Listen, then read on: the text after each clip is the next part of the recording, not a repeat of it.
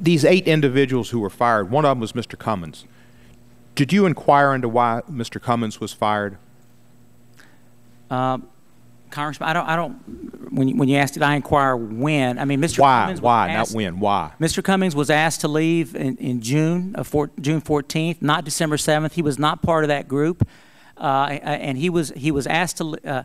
A change was desired by the White House because they had identified a well-qualified individual that they wanted to have as United States. Who was the well-qualified individual? His name hadn't surfaced yet. Tim Griffith was the person. Oh, he was well-qualified. Well, he certainly had more. Well, I don't want to disparage Mr. Cummings, but yes, if you look You're not disparaging Mr. Cummings. Again, if you look at his qualifications in terms of having prosecution experience, being in the JAB Corps, serving in Iraq, yes, I think he was a well-qualified individual. In fact, Mr. Cummings. But why was Mr. Cummings asked to leave? Again, because they wanted to put somebody else in? Yes, it's my understanding. I think that's a fair characterization. I might also add. Then let me ask. That can I finish my answer, Congressman? That in December there was a newspaper article, I think the Arkansas Times, which indicated that Mr. Cummings was quoted as saying, you know, I've got 4 kids. They'll need to go. I have to pay for their college. Thank you, Mr. They'll be surprised if I don't serve out the first. And Mr. Cummings said he didn't intend to resign. Well. You at one point said, as did your deputy, that all of these resignations or firings were performance-related.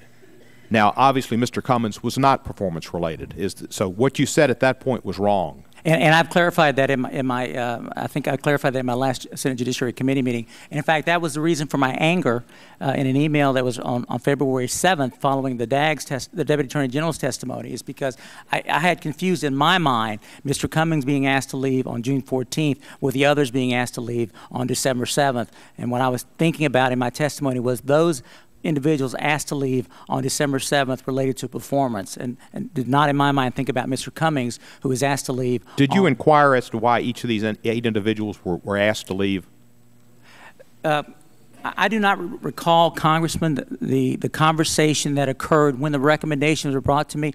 I'm sure we had discussions about. Don't you think that when an individual who's a public official, who's out there in the public line, who's an attorney, whose reputation is so important to having their license to practice law, that they're asked to resign from a position, that there should be a compelling reason, and that you, as their appointed official, should ask and inquire why and realize and come to the belief that there is a compelling reason for them to be terminated, and not just accept some mysterious group's recommendation? I think a compelling reason standard is much too high for those of us who are appointed by the President of the United States, and we serve at the pleasure of the United States, and we all understand that. We all know that by statute but U.S. attorneys serve for 4 years. Thereafter, they're holding over. These United States attorneys had served for 4 years, but no question about it, as a management function, yes, I think we should have done better in terms of communicating with them. We don't owe them their jobs, but I do think that we owe them better.